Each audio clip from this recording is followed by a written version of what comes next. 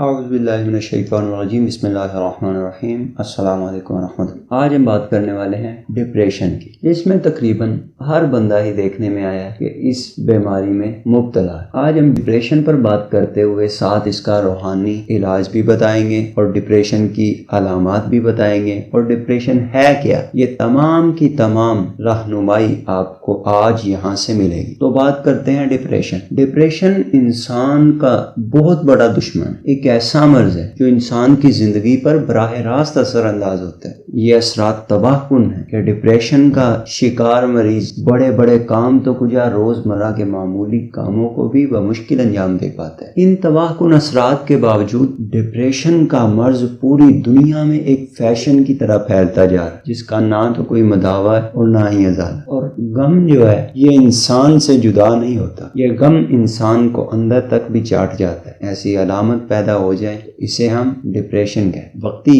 غم آتا ہے اور ختم بھی ہو جاتا ہے، لیکن جب افسردگی مزاج بن جائے اور سوچیں الجھی تھکی ہوئی مایوسی میں ڈوبی رہیں تو ڈپریشن کا مرض جنم لیتا ہے، جسے اب معروف بیماری کا نام دیا جا چکا ہے۔ اور یہ انسان کا جو دماغ ہے نا، انسان کا دماغ ایک کنٹرول روم کی مانند ہے جو انسان کے جسمانی اور جذباتی معاملات کو قابو میں رکھنے کا ذمہ دار ہے۔ ڈپریشن کے ذریعے ایک ایسی دماغی حالت پیدا ہو جاتی ہے جو دماغ کو اپنا کام صحیح طریقے سے انجام دینے سے روک دیتی ہے۔ یہ ایک ایسی کیفیت جسے نظر انداز کرنا انتہائی خطرناک ہے، لیکن ہم میں سے اکثر افراد اسے نظر انداز کر دیتے ہیں اور اس پر توجہ دے کر اس کے علاج کی طرف مائل ہونے سے کتراتے ہیں۔ وجہ یہ ہے کہ لفظ ڈپریشن کے ساتھ بہت سی غلط فہمیاں جڑ گئی اور یہ غلط فہمی ہی دراصل ایک غلط عمل کا راستہ فراہم کرتی۔ اس کی مثال کچھ یوں بھی لے لیں کہ عام طور پر ڈپریشن کو ایک بیماری سمجھا ہی نہیں جاتا، بلکہ یہ ایک خاص طرح کی کیفیت سمجھی جاتی ہے جو کسی انسان پر ایک خاص عرصے تک طاری رہتی ہے، جسے ہم کبھی مایوسی،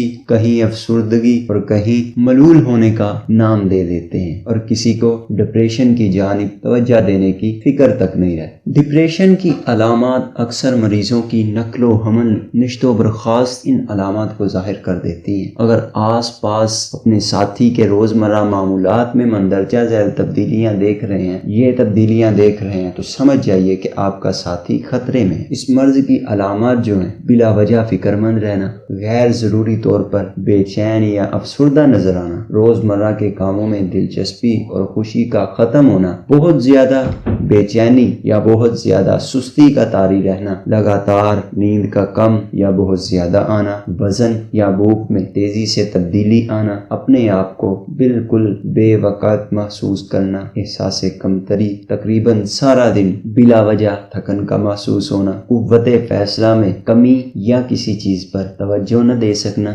زندگی سے اکتاہٹ کا احساس ہونا، موت یا خودکشی کرنے کے خیالات کا آنا۔ ان کے علاوہ اور بھی علامات پائی جاتی ہیں: جلد غصہ میں آ جانا، چکر آ جانا، تنہائی پسند، مایوسی، مستقبل تاریک محسوس ہونا، شور برداشت نہ ہونا، بد ہضمی ہونا، دماغ سن محسوس ہونا، ذہن پر بوجھ محسوس ہونا، اپنا اندر خالی خالی محسوس ہونا، غنودگی محسوس ہونا، اس طرح کی علامات ڈپریشن والے مریض میں پائی جاتی ہیں۔ اور یاد رکھیں، جو اصل میرا پوائنٹ ہے کہ جو لوگ روحانیت اور عبادات کے قریب رہتے ہیں ان کے اندر ڈپریشن پنجے نہیں گاڑتا۔ دنیاوی مسائل پر مبنی پریشانیاں انہیں بھی غم دیتی ہیں اور مایوس بھی ہوتے ہیں، لیکن ان کے باطن میں روحانی قوت انہیں ڈوبنے نہیں دیتی اور پھر سے ان کے عزم کو تازہ کر دیتی ہے۔ ڈپریشن کے مرض میں جہاں ادویات لی جاتی ہیں وہاں سب سے بہتر کام عبادت اور ذکر و اذکار کا ہے۔ جو لوگ ڈپریشن میں مبتلا رہنے لگ جائیں انہیں یہ دعا، یہ وظیفہ پڑھتے رہنا چاہیے جو بتایا جا رہا ہے، اور آپ دوائیوں سے بہتر ہے قرآن سے ڈپریشن کا علاج کریں۔ سورہ رحمان کی تلاوت سے کئی امراض سے شفا ملتی ہے۔ مسجد اور نماز سے باطنی قوت حاصل کریں۔ سورہ یوسف میں ہمارے لیے امیدوں کا سبق ہے۔ گمشدہ لوگ مل جاتے ہیں، بچھڑے ہوئے عزیز مل جاتے ہیں، کھوئی ہوئی بینائی واپس آ جاتی ہے، قحط کے بعد خوشحالی کا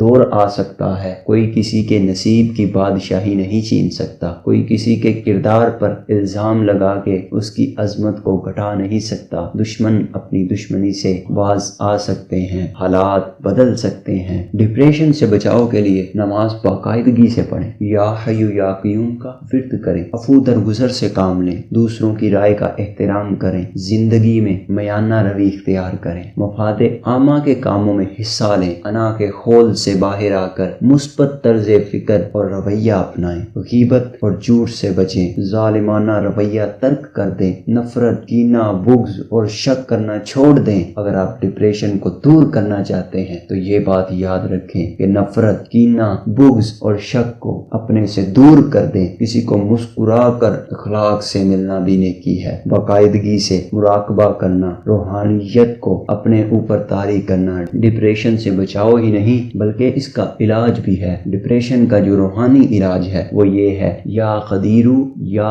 وہاب یا ودود۔ یہ آپ نے ایک تسبیح صبح و شام اول آخر 11 مرتبہ درود ابراہیمی یہ پڑھنا ہے، اور پڑھ کر پانی پر دم کر کے یہ پینا ہے۔ جو بھی ڈپریشن کا شکار ہے اسے پڑھ کر یہ پانی دم کر دے۔ 21 دن تک متواتر ایسا کرنے سے انشاءاللہ ڈپریشن ختم ہو جائے گا۔ آپ کو چاہیے کہ اپنے آس پاس نظر رکھیں کہ ایک شخص جو محفلوں کی جان تھا، ہر کام میں پیش تھا، زندگی میں ثابت قدمی سے آگے بڑھ رہا تھا، وہ اچانک منظر سے غائب ہو گیا ہے۔ آپ سے ملنے سے کترانے لگا ہے، فون پر بات بھی نہیں کرتا، ملنے بھی نہیں آتا، اس کی روزمرہ دلچسپیاں اور کام کم یا ختم ہو گئے ہیں، تو جان لیں وہ ڈپریشن کا شکار ہے۔ آپ یہ روحانی عمل اسے کرنے کا کہیں یا خود کریں اور اسے پلائیں۔ انشاءاللہ آپ کی وجہ سے آپ کے دوست کو جو خطرہ ہے وہ خطرہ ختم ہو جائے گا۔ اور جو بھی ڈپریشن کا شکار ہے وہ یہ عمل کرے، اللہ کے فضل سے، اللہ کے کرم سے یہ روحانیت میں اتنی طاقت ہے کہ یہ قوت مدافعت کو بڑھا دیتی ہے۔ ہر مشکل، ہر پریشانی میں روحانی طاقت ہی کام آتی ہے، اللہ رب العالمین کا کلام ہی کام آتا ہے۔ تو گزارش ہے کہ یہ عمل کریں اور خود بھی سکون لیں اور دوسروں کو بھی